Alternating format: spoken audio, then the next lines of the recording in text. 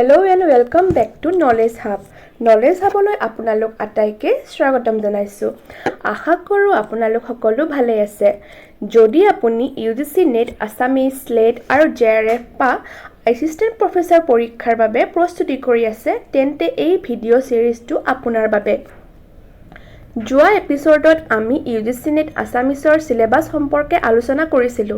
আজিৰ পৰা আমি আৰম্ভ কৰিছো পেপাৰ 2ৰ আটাইতকৈ গুৰুত্বপূৰ্ণ ইউনিট সমূহৰ ভিতৰত অন্যতম অসমীয়া লোকসাহিত্য। এই টপিকৰ পৰা প্ৰায় প্ৰতি বছৰে UGC নেট পৰীক্ষাত প্ৰশ্ন আহিছে।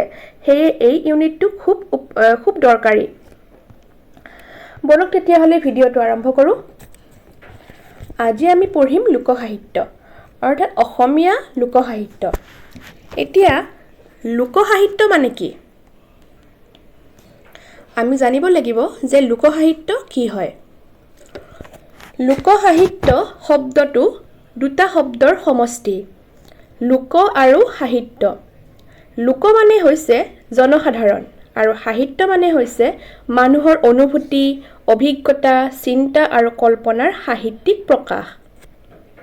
হেয়ে জনসাধাৰণে যুগে যুগে সৃষ্টি কৰি মুখে মুখে কঢ়িয়াই অনা সাহিত্যকে লোকসাহিত্য বোলা হয়।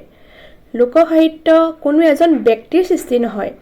ই এখন সমাজৰ সামূহিক সৃষ্টিশীলতা, অভিজ্ঞতা আৰু জীৱন দৰ্শনৰ ফল। ইয়াতে গম পালো যে আমি যে লোকসাহিত্য কোনো এজন ব্যক্তিৰ সৃষ্টি কৰা সাহিত্য নহয়। ই সমাজখনে গঢ়ি তোলা সাহিত্য। তাৰ পাছত আমি চাম লোকসাহিত্যৰ উৎপত্তি। মানুহে যেতিয়া লিখিবলৈ নাজানিছিল তেতিয়াও তেওঁলোকে নিজৰ জীৱনৰ অভিজ্ঞতা, সুখ দুখ, আনন্দ বিষাদ, কৃষিকাৰ্য, উৎসৱ পাৰ্বণ, ধৰ্মীয় বিশ্বাস আৰু সামাজিক পৰম্পৰাৰ গীত, কাহিনী, প্ৰবাদ, সাঁথৰ আদিৰ জৰিয়তে প্ৰকাশ কৰিছিল।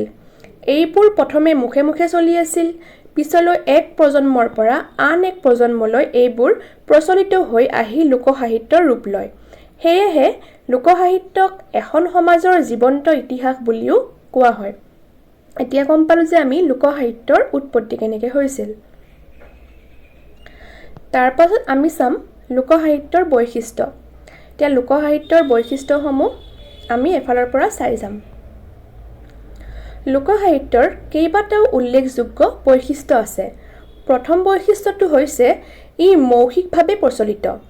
বহু বছৰ ধৰি এই সাহিত্য লিখিত ৰূপ পোৱা নাছিল, মানুহৰ মুখে মুখে সংৰক্ষণ কৰিছিল। তো প্ৰথম বৈশিষ্ট্যটো চালো আমি।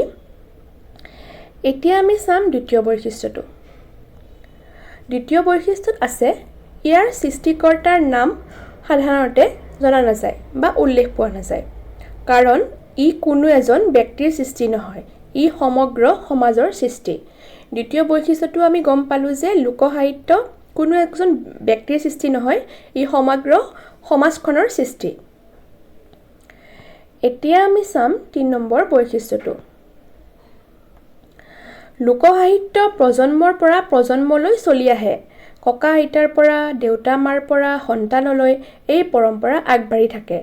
চতুৰ্থ বৈশিষ্ট্যটো হৈছে লোকসাহিত্যত এখন সমাজৰ সংস্কৃতি, বিশ্বাস, ৰীতি-নীতি, আচাৰ ব্যৱহাৰ, জীৱনধাৰা আৰু মূল্যবোধৰ প্ৰতিফলন দেখা যায়।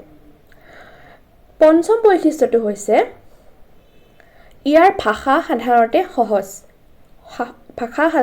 সহজ সৰল আৰু জনসাধাৰণে বুজিব পৰা। অৰ্থাৎ লোকসাহিত্যৰ ভাষা সহজ সৰল, যাতে জনসাধাৰণ বা আমাৰ মানুহখিনি যাতে বুজিব পাৰে। তাৰপিছত আহিছো লোকসাহিত্যৰ গুৰুত্ব কি। অসমীয়া সমাজৰ ইতিহাস, সংস্কৃতি, ঐতিহ্য আৰু পৰিচয় বুজাবলৈ লোকসাহিত্যৰ ভূমিকা অতি গুৰুত্বপূৰ্ণ। লোকসাহিত্যই আমাৰ পূৰ্বপুৰুষৰ চিন্তা চৰ্চা, জীৱনধাৰা, বিশ্বাস আৰু সামাজিক মূল্যবোধৰ পৰিচয় দিয়ে। ই কেৱল মনোৰঞ্জনৰ মাধ্যম নহয়, ই শিক্ষা, নৈতিকতা আৰু সামাজিক সচেতনৰো এক শক্তিশালী মাধ্যম। অসমীয়া ভাষা আৰু সংস্কৃতি সংৰক্ষণতো লোকসাহিত্যই বিশেষ ভূমিকা পালন কৰি আহিছে। এতিয়া বুজিলো আমি লোকসাহিত্যৰ গুৰুত্ব আমাৰ সমাজত কি হয়। তাৰ পাছত চাব লাগিল আমি লোকসাহিত্যৰ শ্ৰেণী বিভাজন, অৰ্থাৎ লোকসাহিত্যক কেইটা ভাগত ভগাব পাৰি। লোকসাহিত্যক বিষয়বস্তু আৰু ৰচনাৰ ফালৰ পৰা তিনিটা ভাগত ভাগ কৰিব পাৰি, যেনে লোকগীত, ফকৰা যোজনা আৰু প্ৰবচন আৰু সাধুকথা। এই তিনিটা হৈছে লোকসাহিত্যৰ ভাগ। আজিৰ এপিছ'ডত আমি অসমীয়া লোকসাহিত্যৰ মূল ধাৰণা, উৎপত্তি, বৈশিষ্ট্য, গুৰুত্ব আৰু শ্ৰেণী বিভাজন সম্পৰ্কে জানিলোঁ। এই ভিডিঅ'টো যদি আপুনি ভালদৰে বুজি লয় তেন্তে আগলৈ লোকগীত, লোককথা, লোকগাথা, প্ৰবাদ প্ৰবচন আদি বিষয় বুজাবলৈ বহুত সহজ হ'ব। পৰৱৰ্তী এপিছ'ডত আমি অসমীয়া লোকগীত বিষয়টো আৰম্ভ কৰিম।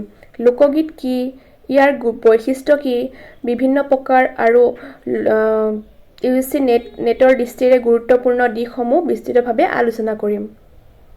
ভিডিঅ'টো যদি আপোনাৰ উপকাৰী যেন লাগিল তেন্তে লাইক, কমেণ্ট আৰু শ্বেয়াৰ কৰিব নাপাহৰিব আৰু লগতে ভিডিঅ'টো ছাবস্ক্ৰাইব কৰি দিব। আজিলৈকে আহিছোঁ, বাই।